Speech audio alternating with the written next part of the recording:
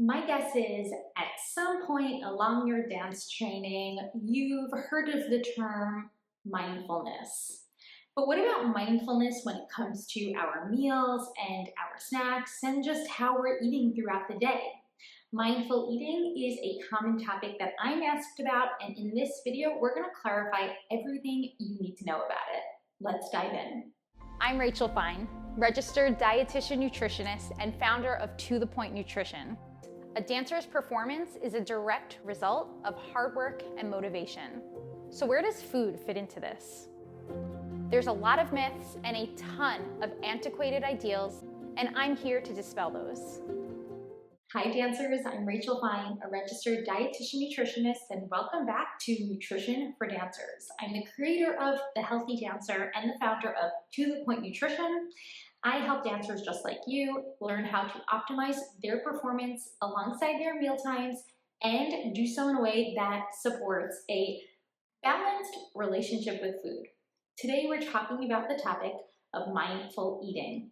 But we're also going to be talking about this topic in regard to how it can be a super helpful tool, especially for dancers who are interested in taking back their power around some foods they might feel pretty uncomfortable with and, dare I say, even fearful of. Now, lately, I've been seeing the term mindful eating alongside terms like intuitive eating. In fact, I often see these two terms being utilized interchangeably. And as a dietitian and certified counselor of intuitive eating, I want you to know that there are clear differences between the intuitive eating approach and also the mindful eating approach. And that's what we're going to clarify a bit today. Why the confusion? Well, intuitive eating as a non-diet approach to learning how to fuel our bodies. So in other words, instead of micromanaging our food choices, we learn to fuel ourselves from a point of self-care, not self-control. And unfortunately, there's this social media watered down version of intuitive eating that we often see being translated into what some feel is just the hunger fullness diet. So in other words, you're really prioritizing eating when you're feeling hungry and you're stopping when you're feeling full. Now, if you follow me, you know that I say many times this is an oversimplified and even harmful way to view the intuitive eating paradigm. But this is where the confusion sets in between intuitive eating and mindful eating. Now, first things first, for dancers especially, relying solely on intrinsic cues such as hunger cues to fuel their bodies is oftentimes unattainable. And the reason why I say this oversimplified view of intuitive eating can be harmful, when we see dancers oversimplify intuitive eating to mean eating when hungry and stopping when full, what we end up seeing is a struggle with unintentional underfueling. In other words, when relying solely on hunger cues, dancers will undereat throughout their day. And that's solely because hunger cues are diminished and go unnoticed for dancers. Now, similarly, the process of mindful eating can be very unattainable for the very nature of a dancer's lifestyle. So let me chat a little bit about what mindful eating isn't before we can chat about what mindful eating is. Unlike intuitive eating, mindful eating is not designed to help dancers heal from diet culture. You see, the intuitive eating paradigm, which is what I've utilized in the creation of the Healthy Dancer framework, has specific principles and values within it that are devoted for helping you challenge harmful messages of diet culture. Within the Healthy Dancer framework, we devote a substantial amount of time to dismantling dancer diet culture as part of this ultimate goal to relearn how to nourish our bodies in a more supportive way. It's important to know that eating mindfully at your meal times is also not necessarily an end goal of intuitive eating. And if we again consider a dancer's unique needs and unique lifestyle, one that often makes it super challenging to listen and notice hunger cues, prioritizing satisfaction versus foods that are accessible, and even having the time to practice mindful eating techniques, all of these experiences can be quite challenging for dancers. So it's incredibly important when we are talking about the topic of mindful eating, we start to understand it not as a lifestyle, but rather as a tool along journey towards building a more nourished and supportive lifestyle. And we're going to talk a little bit more about what that actually means. Mindfulness in of itself is bringing awareness to your present moment. And in regard to eating, it's about bringing awareness to your food. In other words, mindful mealtimes allow you to build a connection between you and your food. And as you do this, you learn how to process information, such as the information of the environment around you, information in regards to how your body feels at the moment, and all of this information helps for you to build evidence that can then be utilized in your decision-making around food at that very moment. So that can involve actual choices that you make in the kitchen, and that can involve your actual ability to eat in a way that honors hunger and satisfaction. Ultimately, being able to stop eating when you are feeling a comfortable level of fullness. The one really great thing about bringing mindfulness to your meals is that it also allows you to bring in another macronutrient that I often say goes missing for a lot of dancers. So let's just back up a little bit, because as you know, there are 3 critical macronutrients to a balanced meal. Those are carbohydrates, proteins, and fats. But I have always argued that there's a 4th macronutrient when it comes to building a balanced meal, and that's satisfaction. Considering what foods will leave you feeling physically comfortably full and mentally satisfied. And in that work takes a deep look into your personal preferences and of course balancing that out with the foods that are accessible to you. But within this mindful mealtime experience, you can further evaluate the various feelings that might come up for you as you're eating. These feelings can be negative, like digestive discomfort, or maybe it's a past trauma when reintroducing a fear food. These experiences might be positive, such as bringing back a childhood memory, or perhaps the experience is just neutral. It might even feel like a mechanical eating moment for you. In other words, just eating because you know you need the energy refuel. There's nothing wrong with any of these experiences. It's just a matter of having the time and space for them to come up so that we can utilize this to build evidence when considering how we can plan for various foods or various meals and snacks in our future. As you work through these experiences and you begin to incorporate mindfulness at your mealtimes when you can, you also start to experience fewer instances of feeling out of control around food. And this is where the ability to listen to and honor those fullness cues come in. Simultaneous to this is an overall decrease in feeling food guilt afterwards. Now, we know that for many dancers, if they experience feeling out of control around eating, then oftentimes this is followed by food guilt. And of course, we want to work to unravel that guilt in of itself. Throughout the process, being able to add more mindfulness while you're eating can help. But here's the tricky thing with mindful eating. We shouldn't aim for mindfulness 100% of the time. In fact, I'm going to argue that if you are aiming for mindful meals and snacks 100% of the time, you are turning this otherwise helpful tool into a super unhelpful food rule. And ultimately, you're likely to disappoint yourself because there's no doubt that life gets in the way, and our ability to build mindful mealtimes goes out the window probably more times than not. This is also true because especially for dancers, mindful mealtimes often, at least at the beginning, require a bit more effort to implement them. For dancers who are also working on repairing their relationships with food and healing from the harmful messages that they previously picked up from dancer diet culture, through all this work, bringing in that mindful experience, especially foods that dancer diet culture has deemed to perhaps be not acceptable for a dancer.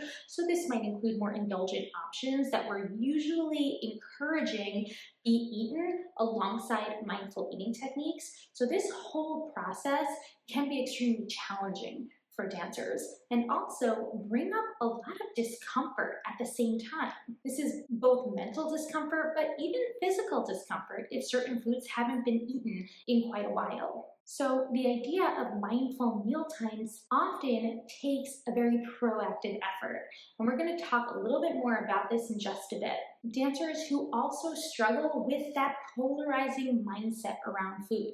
In other words, constantly labeling foods as good or bad and even as healthy and unhealthy. All of these thoughts that can overwhelm our meal and snack time are going to take some major unraveling. And throughout those mindful experiences, it's important to know and to make space for the mere fact that there could be a lot of discomfort during these times. So one of my first recommendations for dancers who want to start implementing more of a mindfulness around their food choices, I encourage that you consider thinking ahead and planning out some of these times for yourself.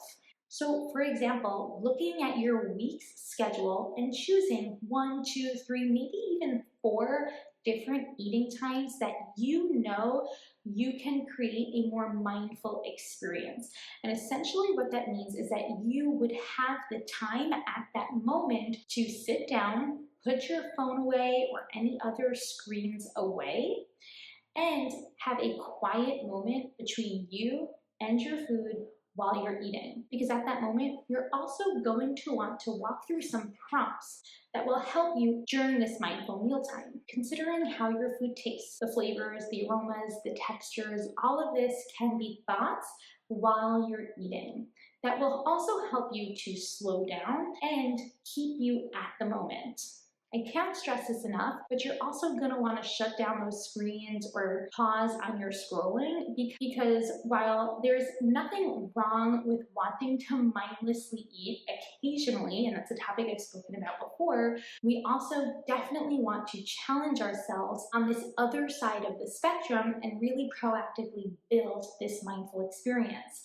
For some dancers, I even encourage that they set the table, maybe even light a candle, anything to make the environment as comfortable as possible, because the very action of eating, especially if it's a trigger food or a food that just feels less comfortable, feels more indulgent to you, is going to, in of itself, bring up a lot of that discomfort. So we really want to try to aim for an environment that feels comfortable to us. And on that note, it's important to understand that mindful eating is not going to necessarily be attainable when you're on the go, when you're commuting, perhaps when you are in a busy and crowded dance studio. So at those moments, I would say to put the mindful eating technique on the back burner, and we'll get to it at a time that's more attainable for you. Throughout the process of mindful eating, I'm often encouraging that dancers take both external scans of their environment and internal scans while they're eating, so they can again build that body of evidence that will in the future help in their decision making around food. So while you're eating a food, start to notice how you feel in regards to your energy levels, your satisfaction cues, perhaps even some GI discomfort that might come about, or maybe you're noticing an alleviation of GI discomfort upon eating maybe a more comforting meal. You might also want to take a few mid-meal check-ins as you're eating. And this is best to help you start to assess where you're at on the hunger fullness scale. But considering how you feel halfway into your meal, at 75% into your meal, and even upon completion of your meal, to truly assess at what point you are reaching that comfortable fullness. Journaling is another process that can be super helpful as you work on your mindful eating techniques. Remember, for dancers especially, I'm encouraging that we utilize mindful eating not necessarily as a lifestyle goal, but rather as just a tool along our journeys to building more supportive mealtime habits. Utilize times for mindful meals to help you better assess your personal satisfaction cues, your personal fullness cues, and even how your body might start to communicate hunger and fullness. Are you able to stop eating when you are feeling comfortably full, or for whatever reason, do you feel like you are consistently eating past a point of physical comfort? Start to take a look back. Are you fueling yourself regularly and adequately throughout your day? Might there be a reason for your body's need to make up for any previous calorie deficit? These are all part of the self-evaluation process, especially what I utilize with dancers within my program, The Healthy Dancer. So we utilize all of these mindful eating techniques. We journal the process as a way to build that body of personal evidence for the future of our decision makings around food. But I can't stress this enough. If you are stressing over the idea of mindful eating, then I want you to reevaluate.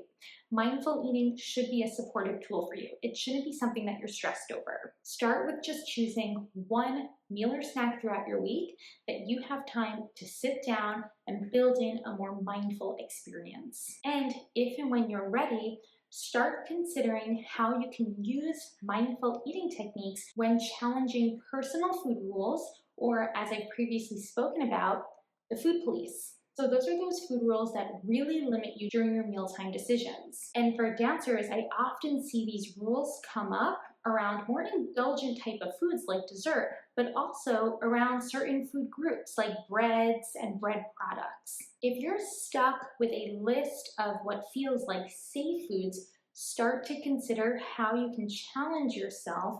This can even help to reduce instances of picky eating. Picky eating can make mealtime decisions feel super overwhelming and even isolating. So learning how to utilize mindfulness to consistently expose yourself to some what we can consider to be triggering foods is super helpful. A key takeaway: mindful eating can be super beneficial for dancers. Adding it to your toolbox, utilizing it as a proactive approach to increase your presence at mealtimes will seriously help you as you repair your relationship with food. Not only will you be able to both listen to and honor fullness cues more often, but also you'll be able to build a solid body of evidence so that you know which foods really work for you and which foods might not. What does that mean? Which foods leave you feeling energized throughout your day and which foods might leave you with digestive discomfort. Our bodies are so unique, so when a dancer asks me, what should I eat every day? I tell them that even as a dietitian, I'm not going to sit here and give you these clear lists of foods that you should be eating. Instead, we're going to look at all foods. We're going to utilize that information alongside your personal experiences with food, and that's how we're going to craft these supportive, flexible meal plans that best work for you as a dancer. I hope you found this video helpful. I'm hoping that you can start to think about times in which mindful eating can be brought to your meal times, but without stressing over the topic. Be sure to give this video a like, subscribe, and be the first to know when new content posts. I'll talk to you soon.